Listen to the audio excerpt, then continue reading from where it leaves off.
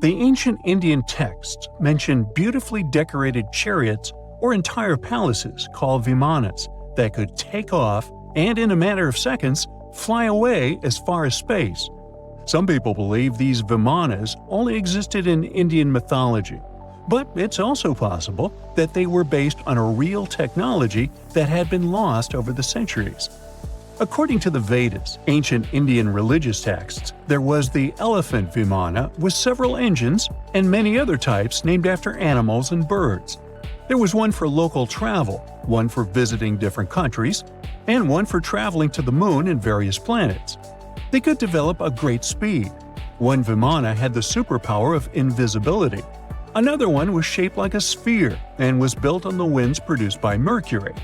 This vimana was said to generate an enormous ray like the sun and make noise like the storm's thunder. All the vimanas were unbreakable and perfect for attacks on foes.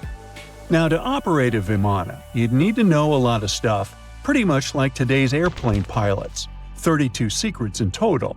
They'd cover the aircraft structure and the secrets of taking off and maneuvering without crashing. That's a good thing. The pilot was also expected to know how to be seen and unseen, how to be hidden, how to be quick, how to manage contractions and expansion, and many other tricks. To hide the flying machine from foes, the pilot was instructed to move to the 8th atmospheric layer above the Earth and use the power of dark solar rays. This instruction might sound a bit weird, but there were others, more realistic ones, which still make sense in modern aeronautics. There are sections of ancient texts on the vimanas that focus on details like flight paths, pilot training, navigation, and even suitable clothes for pilots and recommended food for long flights.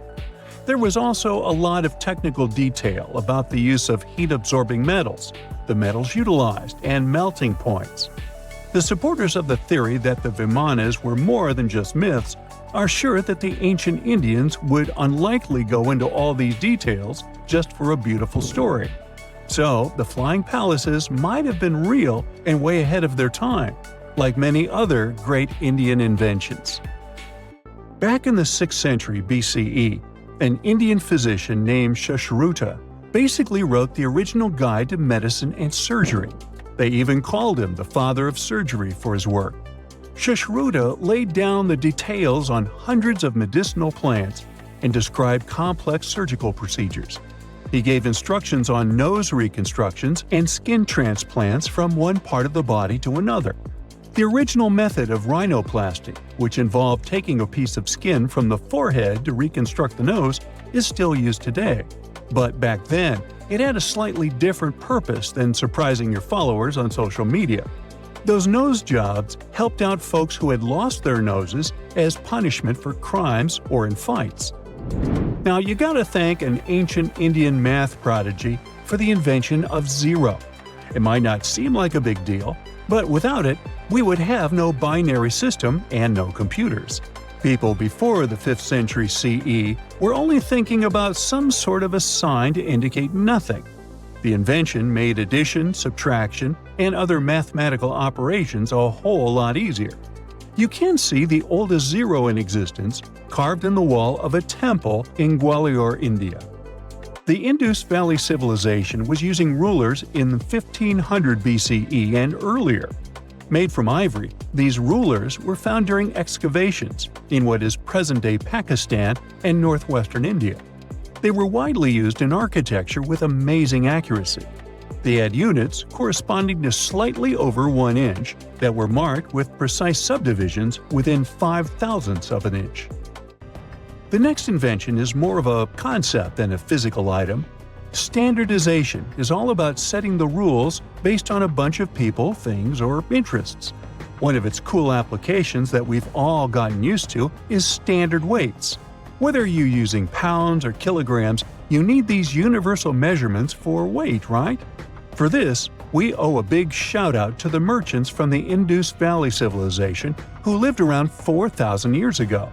They were measuring everything from food grains to fancy luxury goods using these standardized weights. And their weights had decimal and binary mathematical systems going on. They didn't have high-tech gear. but they pulled off some serious precision using complex calculations and even sand for construction. Their art of standardization made its way to Persia and Central Asia, basically becoming the global weight-watching standard. So, if yoga is your go-to exercise, you definitely have a personal reason to appreciate the ancient Indian geniuses. Over 5,000 years ago, during the rule of the Indus-Sarasvati civilization in northern India, yoga was first mentioned in the Vedas. Yoga was refined and shaped over the centuries until it grew into a massive teaching with over 200 sacred writings dedicated to this way of obtaining enlightenment. At the beginning of the current era, yoga got a new trajectory thanks to a Hindu writer who laid down a system of yoga in his text, the Yoga Sutras. It became a whole-body rejuvenation, a life-extending practice with poses that you are still doing on the mat today. Yoga has reached the Western world only in the 19th century, and it caught on like wildfire. Chess, the all-time top game for intellectuals, is also an Indian invention. Its ancestor was called Chaturanga, and it was a strategic board game that started gaining popularity around 3,000 years before the current era. This early Indian version of chess was played by 4 people, not 2, and had 64 squares. Each player had 8 pieces, ranging from pawns to kings, bishops to knights, and there was no standard 6-faced dice. They rolled with an oblong one. Players facing off were actually allies, forming 2 teams based on the direction they sat. Chess, that we know and love today, was first mentioned in ancient Indian literature in a legend. It said that the wife of a villain called Ravana had invented the game to amuse him. Now, the word shampoo comes from the Hindi word, which means to soothe or knead. The substance was invented in India in 1762 and was originally used for head massages, hence the name. The first shampoo was made of natural oils and herbs. British traders fell in love with the idea and brought it back with them to England. It took years for the original head massage oil to evolve into shampoo as we know it today, but it's still an Indian invention. Unlike the ancient Greeks, who wore animal skins, the Indians started cultivating cotton back in the 5th and 4th centuries before the current era. They used cotton threads to produce fabrics that soon became a huge hit in the Mediterranean and beyond. Jute and wool also have their origins in India. Cashmere, the finest and most exclusive type of wool, actually comes from the Kashmir region of India. Buttons that sit proudly on that cashmere cardigan of yours also have ancient Indian origins. Some 5,000 years ago, the Indus Valley civilization started cutting seashells into geometric shapes with tiny holes in them. First, they were just decorations, but then people started using them to fasten clothes. Now, when you think about radio communication pioneers, Marconi's name usually steals the spotlight. He got a Nobel Prize in Physics in 1909 for his groundbreaking radio work. But there's an unsung hero in the radio waves game, and his name is Sir Jagdish Chandra Bose. He spilled the beans on radio communication way back in 1895. He shot an electromagnetic wave across 75 feet at the town hall in Calcutta, and it went through walls, rang a bell, and even set off some gunpowder. Marconi took a page from Bose's book, using his invention, the Mercury Coherer, as a blueprint for his own two-way radio. Bose didn't patent his genius creation, so he only got his credit a century later. In 1850, French scientist Auguste Mariette went to Egypt looking for manuscripts, but accidentally found a head of a sphinx sticking out of the dunes. He cleared the sand and figured out the sphinx was guiding the entrance to some underground construction. Several months later, he finally entered the Serapeum of Saqqara. Inside, he found an enormous granite sarcophagi with remnants of 64 bulls. Scientists are still amazed by the tech that the ancient Egyptians used to transport those enormous boxes. The Serapeum was built around the year 3000 before the Common Era. It was an underground tomb built to honor the sacred Apis bulls of ancient Egypt. It had a long hallway, almost 500 feet long, with giant stone rooms on both sides. Some of the sarcophagi weighed as much as 50 average cars, and all of them were made with super precision with exact 90-degree angles. These sarcophagi were beautifully decorated with hieroglyphs and carvings that told stories about the lives and importance of the Apis bulls. Now, there are 24 sarcophagi left. In ancient Egypt, Apis bulls were very special animals connected to the deity Ptah. They thought the bulls carried Ptah's spirit and wisdom, helped the pharaoh, and protected the Egyptians. Priests looked for special markings on young bulls to find Apis bulls.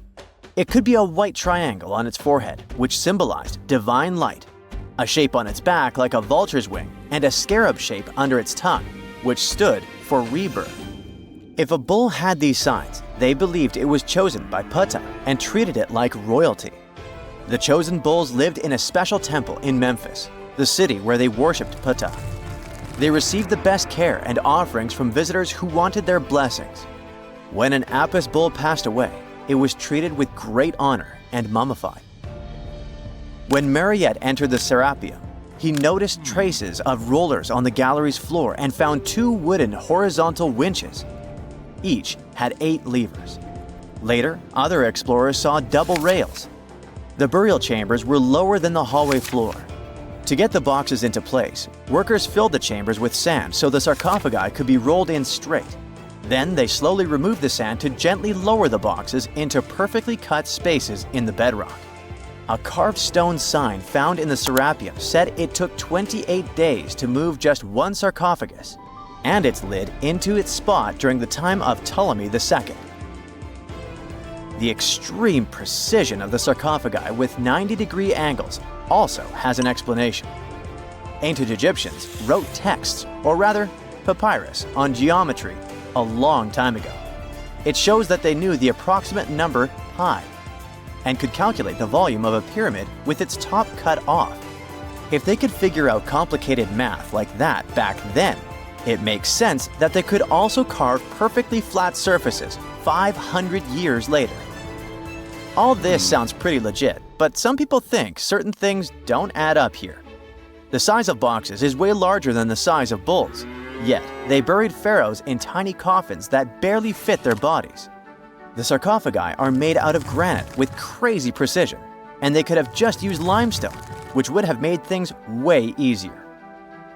The transportation of the boxes seems pretty simple, but only in theory. If one person could pull about 440 pounds, then at least 250 people would be needed to pull just one box. The tunnels in the Serapeum are really narrow, only about 2 feet wider than the boxes themselves. There's no way hundreds of people could have squeezed into those tight spaces to pull the boxes. And even if they did, how would they turn the box in the cramped corridor, lower it into its niche, and place it perfectly in the middle?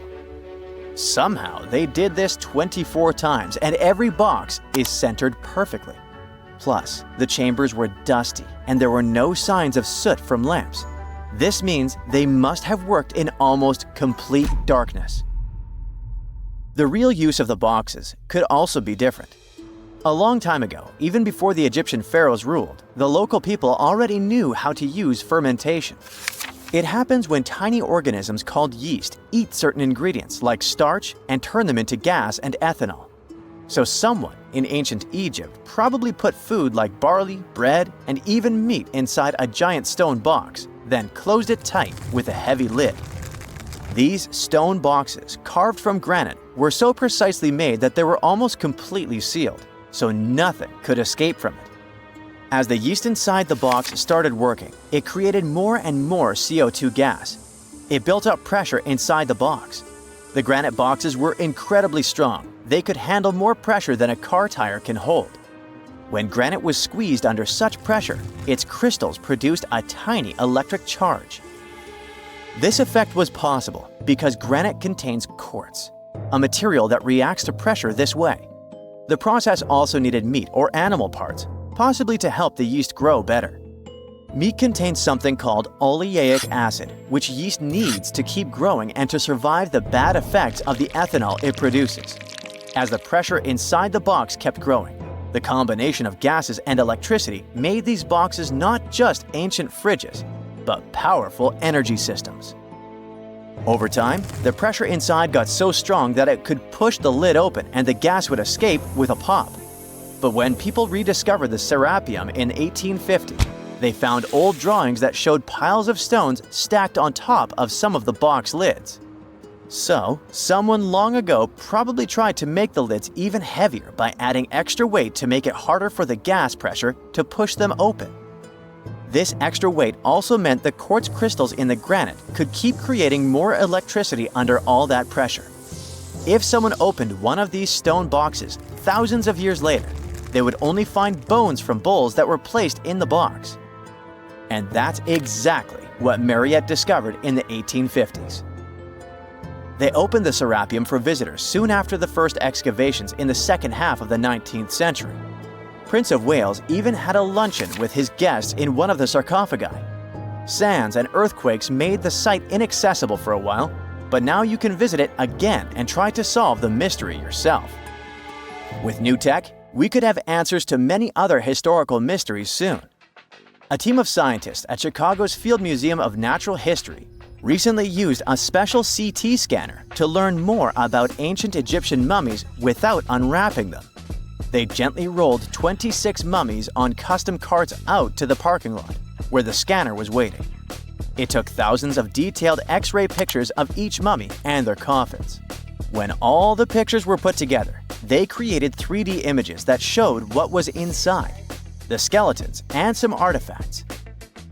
The scientists hope these images will help them understand ancient Egyptian burial practices from over 3,000 years ago. Even though the scanning process only took 4 days, it might take 3 years to study all the data. But scientists were able to learn some personal details about the mummies. One of the most popular mummified individuals at the museum, Lady Chineta, was a woman who lived in ancient Egypt about 3,000 years ago. It looks like she passed away in her late 30s or early 40s. To make sure her body looked complete for the afterlife, embalmers put stuffing in her neck to keep it from collapsing. They also placed artificial eyes in her sockets, so she would have eyes in the next world. She was wrapped in fancy linen and placed in a beautifully decorated coffin. The scans revealed that it had been carefully crafted with a slit at the back, which embalmers used to fit the body. There were also some artistic details on the surface, like markings for her knees. It looks like her burial was on the scale of a high-end luxury car. Tunnels, metro, underground systems, and even secret passageways to the houses of the rich and famous. Why else do we need tunnels, you may wonder? To hide. Many cities have underground tunnels and even underground doppelgangers. Now let's make it clear. Those passages are normally not connected, contrary to the popular rumor claiming that it was possible to get from Scotland to Turkey using underground passageways built around 5,000 years ago. I mean, it sounds insane even today. Imagine building it back in the day. These tunnels have an official name, the Erdstall Tunnels, and they were most likely built in the Middle Ages. However, we still don't have the exact information about the date. The highest concentration of those tunnels are in Bavaria, Germany, but there are many of them in Great Britain and France too. Erdstall tunnels, a unique type of earthen passage found globally, are characterized by their narrow, oval-shaped corridors and tight choke points, known as schlups, or slip-outs.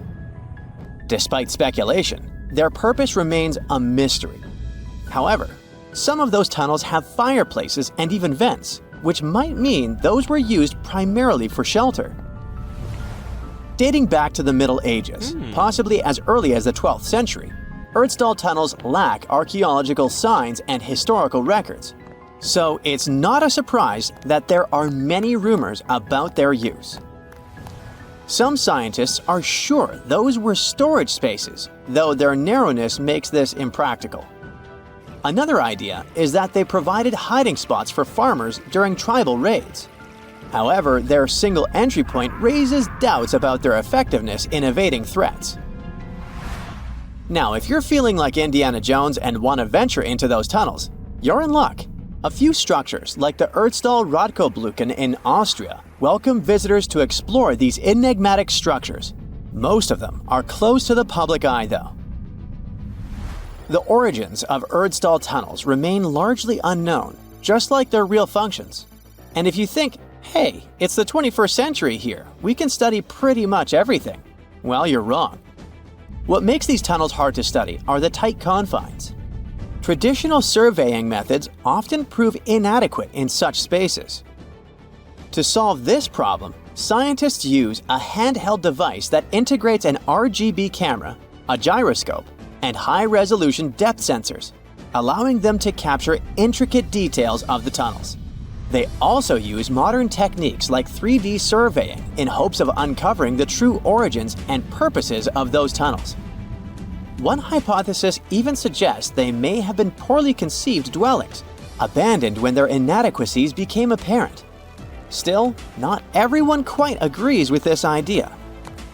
Other theories suggest they served spiritual purposes, while the most intriguing idea speculates that those tunnels may be remnants of extraterrestrial civilizations.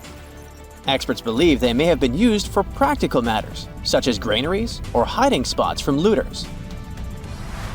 As we don't have exact info on who built it and when, it may be pretty much anyone, even a sloth. Nope, I'm not a lunatic. Sloths can build giant tunnels. Check this out. In 2009, a farmer in southern Brazil was driving his tractor through a cornfield when it suddenly sank into the ground. He quickly discovered he had broken through the top of an underground tunnel.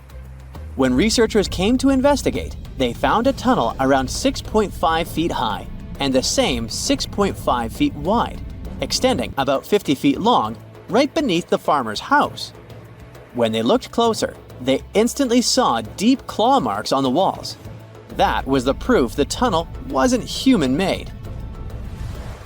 So that thing the farmer uncovered was a megafauna paleoburrow, a prehistoric tunnel dug by ancient creatures like giant ground sloths or giant armadillos from over 10,000 years ago.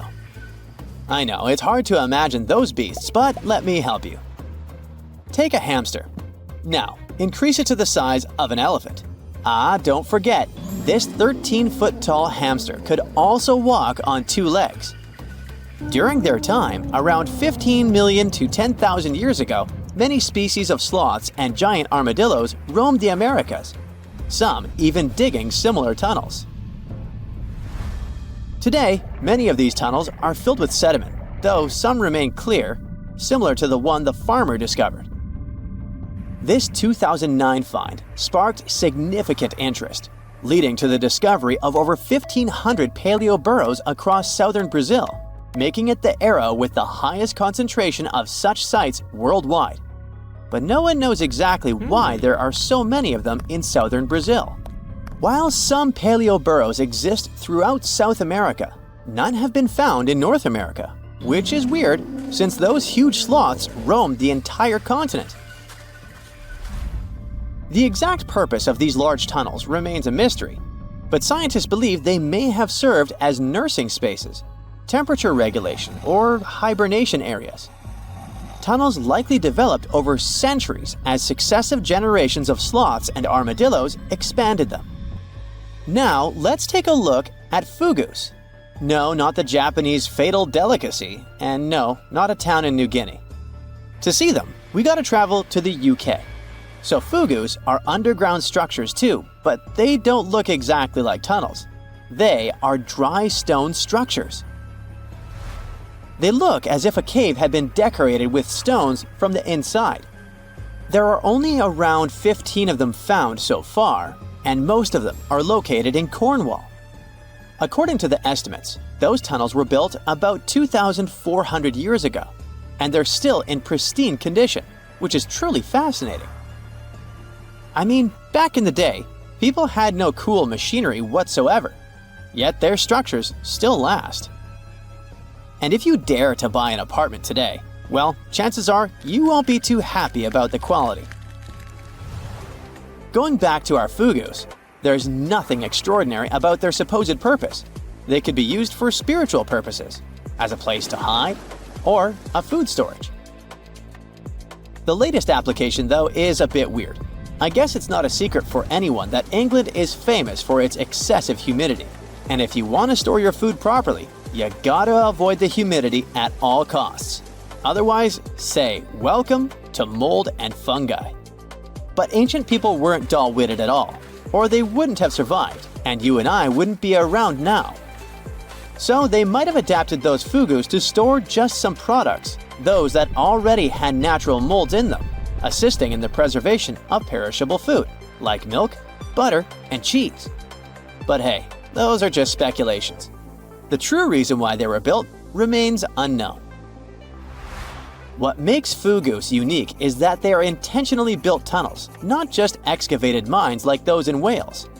They were crafted by digging deep trenches, lining them with stone slabs, covering them with capstones, and then filling over them, all of which took significant time and effort. Still, no matter how hard those were to construct, cities around the globe are often built over intricate tunnel systems, each unique to its location. For instance, Paris is famous for its extensive underground quarries, which were abandoned years ago, but still pose a risk of collapse in certain areas above. London boasts one of the largest tunnel networks in the world, including many that were specifically created for military purposes. In New York City, there are rumors of secret tunnels, while Los Angeles has old tunnels from the Prohibition era used for speakeasies. Many other cities also have their share of enigmatic tunnels, and surprisingly, Florida is no exception. It happened in the year 2011 in Ybor City. Near a former post office, flooding uncovered something weird, a section of an unknown structure. Back then, people didn't pay much attention to that, so it took another 7 years to discover something truly fascinating. This historic neighborhood was founded in the 1880s, but it remained unknown until 2018 that it also has a hidden tunnel network. We only learned of it because of renovation work. The exact purpose, of course, is unknown, but most scientists are pretty sure that they serve to connect to early gaming spots and the port of Tampa. Figuring out how extensive the tunnel network is tricky. In 2018, a historic home in Seminole Heights revealed locked doors leading to tunnels from the 1920s. One local even said he traveled through a tunnel for 20 minutes. Rumors suggest some tunnels connect to the Hillsborough River and Ybor City. Research is ongoing, but no new info has emerged yet. Tartessos, a mysterious, highly developed society that once flourished and then, without any warning, suddenly disappeared. Moreover, before they were completely gone, they performed some strange rituals, as if they were trying to save themselves from something. But what happened to these people? Let's try to find out. Let's go to the southwest of Spain, to about 2,500 years ago. Once, there was a beautiful city here, a trade center of Tartessos. Imagine the temple in the middle of a deserted town. A breathtaking, monumental 2-story building. There's a thick smell of frying meat in the air, and the smoke from its frying rises high into the sky, covering the patterns of the sanctuary. The sun has already set, and it's time to prepare for the ritual. We enter the ancient monumental hall. Inside, hundreds of people gather around a long wooden table lined with delicate ceramics and bronze bowls. They feast and drink. These people have much more fun than the animals outside the building. These animals are being prepared for the ritual. Horses, cows, pigs, donkeys, even dogs. All of them were brought here to appease the deities. And what happens after the ritual itself is even crazier. At the end of the ceremony, people take torches and set fire to the whole building. Everything turns to ashes and coals, and when the last embers fade away, they take shovels and begin to bury this place. It will take them at least several days to bury the former sanctuary under piles of earth. They work tirelessly. In some places, the thickness of the layers of mud and clay will reach almost 14 feet. And then, these people, the last known Tartessians, just leave this place. and disappear from our world forever. But what just happened? Why did they even do all this? Let's start from the beginning. Tartessos was first mentioned in Greek and Roman texts thousands of years ago, but for a long time, we had no idea what it even was. All the descriptions were contradictory and confusing. Some archaeologists thought that Tartessos was a kind of seaport. Others thought that it was a river or a water reservoir. They even said this place could be connected with the mystical Atlantis. But there was nothing to back it up with, so the scientific community quickly rejected this idea. But today, we know the truth. Tartessos was an ancient civilization. It's been located on the Iberian Peninsula, one of the southernmost islands of Europe. It flourished in the 9th to 5th centuries BC, and then, around 2,500 years ago, suddenly disappeared. They were quite rich. The island had rich reserves of metal, so their economy was thriving. Silver, copper, lead, and other good things were mined in the local Sierra Morena Mountains. Almost all the locals were engaged in trade. For them, it was a common thing. Isn't that strange that there were so few records left about them? And not so many monuments of their culture have survived to this day. In total, throughout Spain, scientists were able to collect around 20 archaeological finds related to Tartessos. 3 of them were excavated in the Guadiana Valley: Cancho Ruano, Casas del Turunuelo, and La Mata. Let's start with the first one.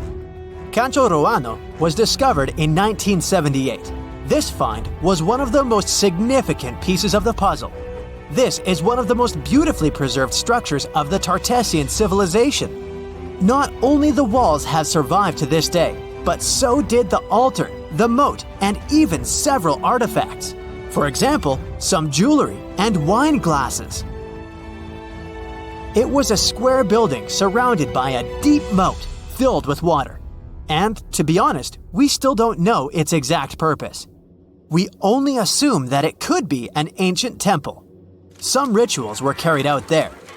For instance, they would set fire to the temple and cover it with thick layers of sand and clay. They even left some expensive artifacts inside, tools, gold jewelry, and so on. Moving on to the next find.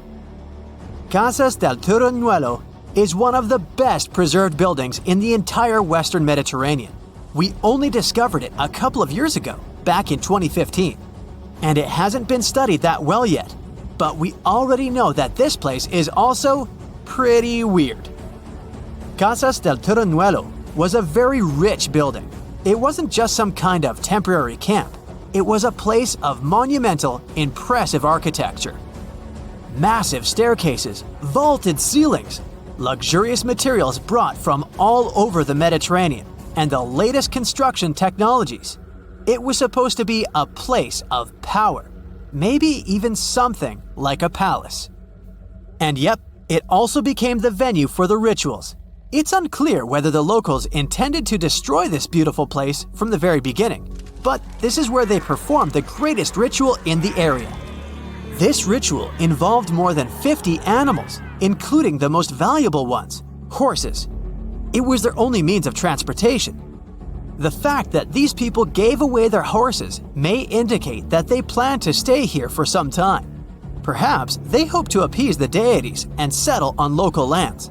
The ritual was carried out exactly as they intended. And just like Cancho Ruano, this place was also set on fire. When the ritual ended, the locals buried this place and left, disappearing into the countryside of the Iberian Peninsula. Now it's an abandoned and quiet place. Just like Cancho Ruano, it's been standing here untouched for more than 2,000 years. The last find is La Mata, which was discovered much earlier than the other two, back in 1930. The resemblance between all of them was striking. La Mata had the same fate. It was burned and forgotten for centuries. All of this is very strange and mysterious. It seems like the locals were fleeing from something. Perhaps something happened that made them start building these banquet halls and arranging large-scale rituals. They thought that their deities turned away from them and tried to appease them. But unfortunately, it didn't work. As a result, they were forced to leave their temples and soon disappeared altogether forever. And by the way, why did they disappear at all?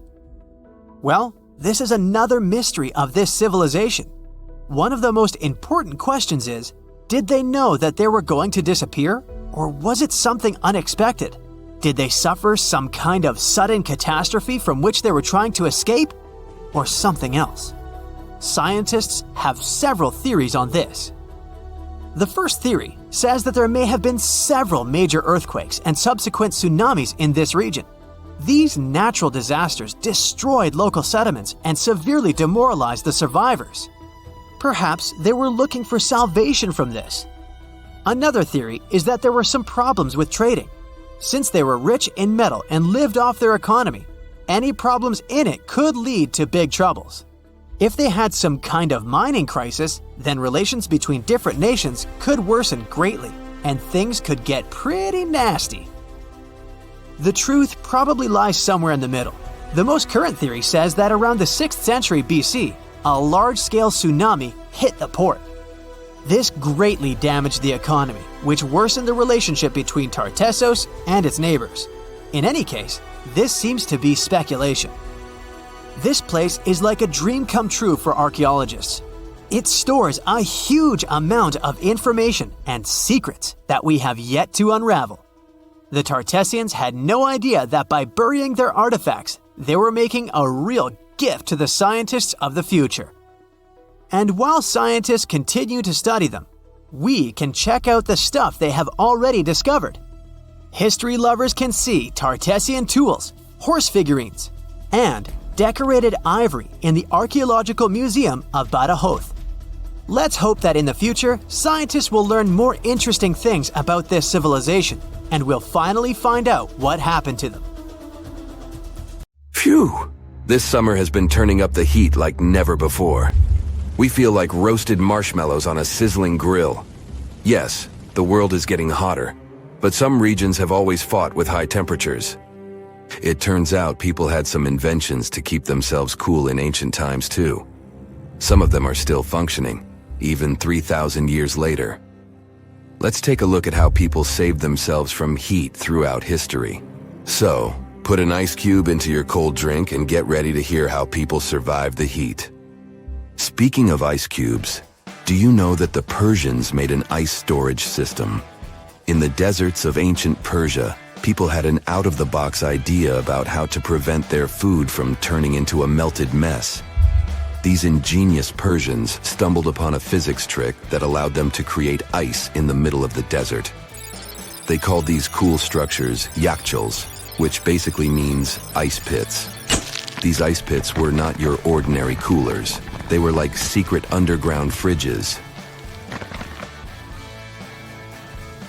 They looked like dome-shaped mud brick structures on the outside, but inside, it was a whole different world. These ice pits had an evaporation cooler system that worked like magic. At night, when the desert cooled down, Persians made use of the radiative cooling effect. They set up cleverly designed trenches to hold thin layers of water. The water froze, defying the desert heat. Then there were underground square storage areas. The Persians collected the melting ice water from these cool trenches, and during the night, they froze it again, making the most of the desert's natural chill. To add to the cooling effect, they built a wall to shade the storage areas from the hot midday sun. And that's not all. They had this fantastic wind-catching contraption called a badger that caught the breeze and directed it right into the ice pits. Fresh air plus ice. Cool breeze. A winning combo. They even had intricate water channels called qanats to bring water to the ice pits and homes all the way from the nearby mountains. As time passed, these yakhchals faded into history and modern technology took over. But hey, there's good news too. Some awesome folks in Iran are restoring these ancient coolers. So, if you ever find yourself in the desert, don't forget to pay a visit to these marvelous places and witness the genius of the ancient Persians firsthand. Now, I want to focus more on the wind catchers because they don't just help make ice cubes. They actually function as a cooling system as well. Back in the day, those clever architectural wonders were all the rage in places like Persia, modern-day Iran, Egypt, and the Middle East. Imagine tower-like structures with openings at various levels strategically placed to harness the power of nature's breeze. These openings were like magical portals for the wind. They captured those refreshing gusts and guided them right into people's living spaces. Basically, they were natural air conditioners. The breeze would gracefully flow downward, cooling the ground as it danced through the building. The secret sauce lies in the details: the tower's height, the number of sides, the openings, and the positioning of the interior blades. Everything plays its role in how efficiently the wind towers work out. Thanks to these wind catchers, ancient societies could enjoy comfy indoor temperatures without sweating. Can you imagine living in those times? Feeling the gentle breeze whisking through your home, keeping you feeling fresh and chilled out? The Persians are often credited for inventing these awesome wind catchers. But hey, don't forget about Egypt. There, you can find traces of similar structures dating all the way back to 1300 BCE. Yes, the invention of wind catchers may have occurred in ancient Egypt, but Yazid in Iran is the city with the largest number of wind catchers. People wouldn't have been able to live there without these ancient ACs because there was almost no rain in the area throughout the year. Now, let's look at these perforated double-skinned exteriors. Imagine dressing up a building with a fancy perforated screen.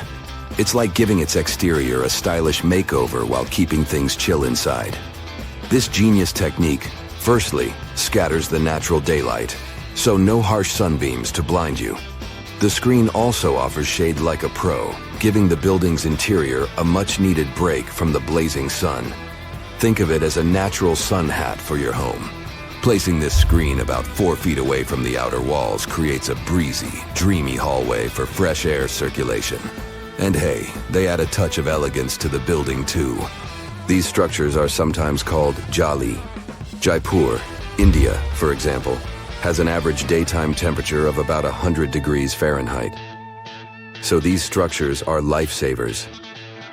Jalis come in various forms, crafted from cement, earth, and wood.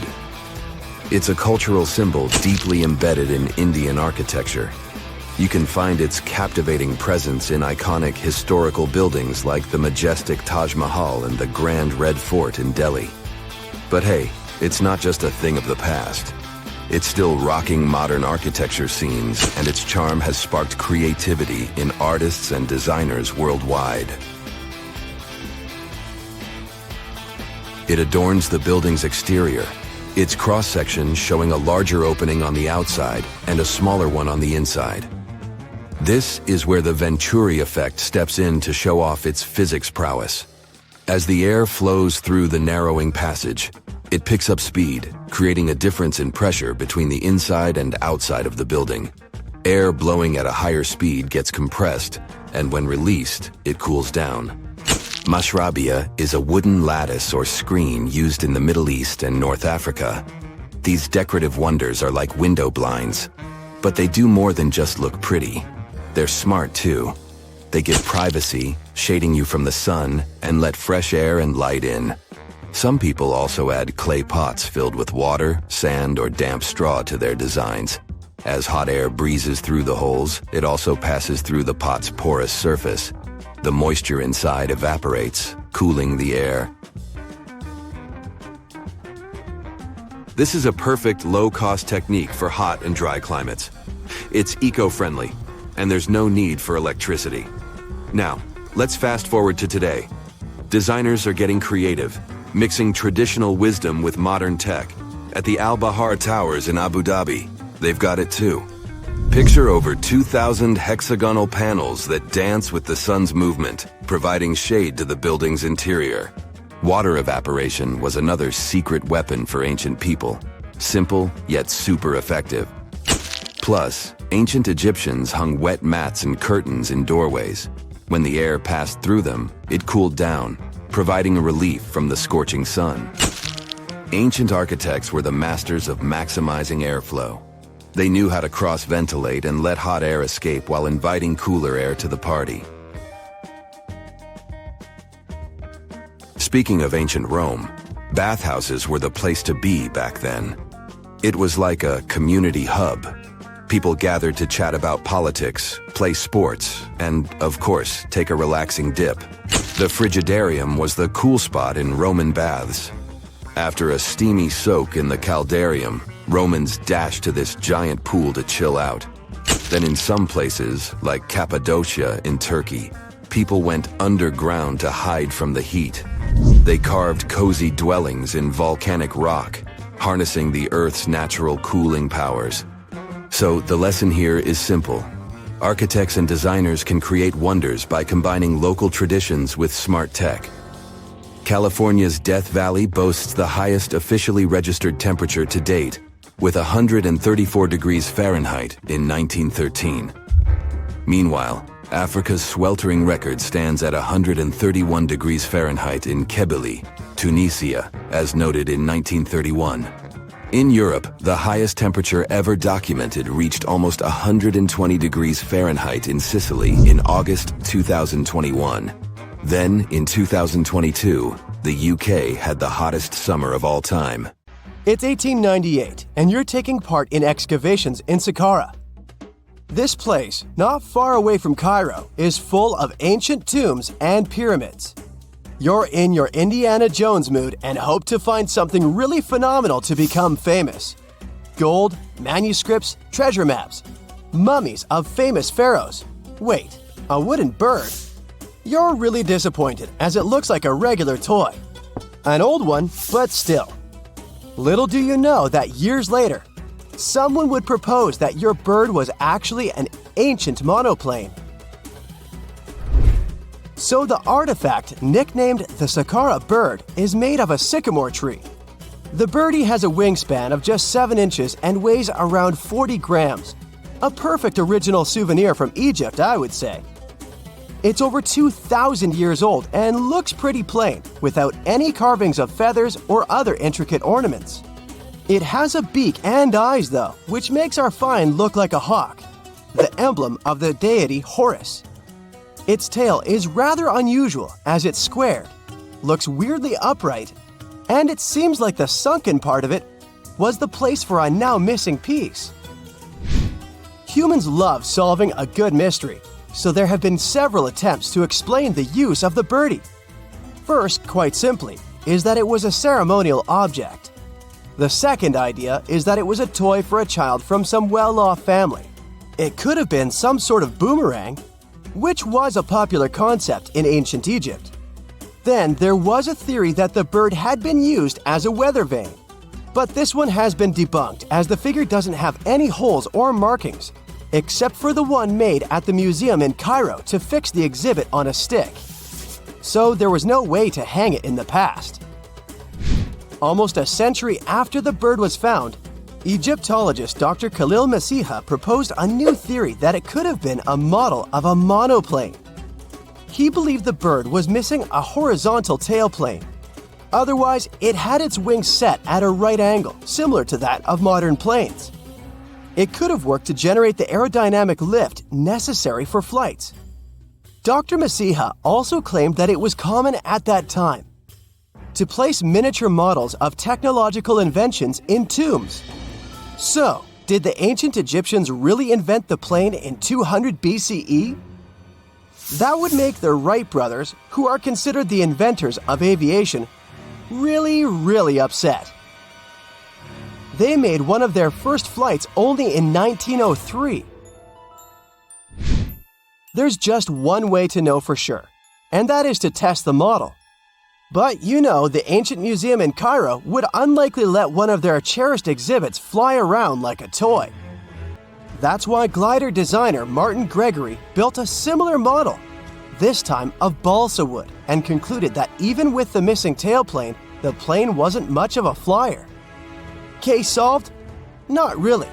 This didn't sound convincing enough to the History Channel, so they invited an aerodynamics expert to build another replica of the bird. He tested it in weather conditions similar to those in Egypt and was impressed with the little plane's abilities. So, if they did invent the prototype of a plane back in the times of pharaohs, it would be a good example of an oopart. That's an out-of-place artifact, an object that's way ahead of its time in terms of technology or history. And the Saqqara bird isn't the only example of such a revolutionary concept.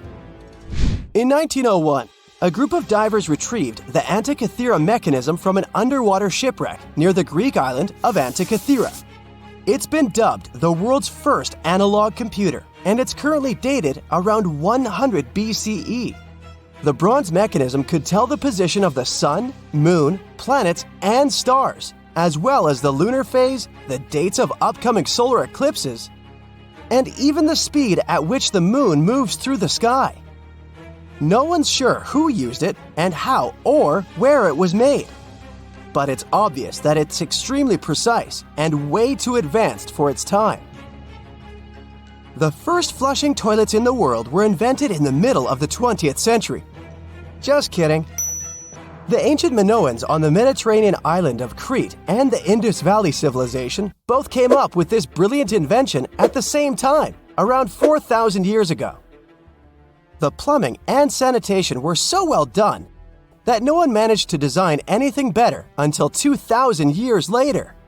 One ancient Minoan lavatory was discovered at the Palace of Knossos. It looks like it had a wooden seat set over a tunnel that directed water from a rooftop reservoir to an underground sewer. Other varieties got water from jugs. Only the super rich people could afford all this glory. So if you wanted to shop for real estate back then, the flushing toilet would be a telltale sign you were in the rich neighborhood. Automated doors became a cool, seemingly new invention back in 1931. But the technology behind them is actually much older. Think the 1st century CE old. Mathematician and engineer Heron of Alexandria came up with a hydraulic system to open and close temple doors. To bring it into action, you need to light a fire to produce heat. There was a brass pot under the fire, half filled with water.